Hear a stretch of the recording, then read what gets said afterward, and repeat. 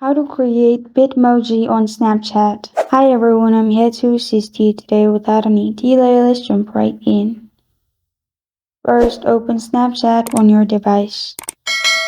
Then click on your profile at the top left corner of your screen.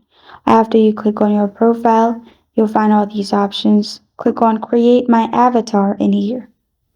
Then you will find options of different shades, hair, eye color, eyebrows, nose, and also different closets.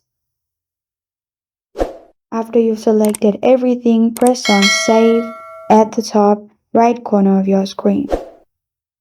After you do that, your Bitmoji will be created. And this is how to create Bitmoji on Snapchat.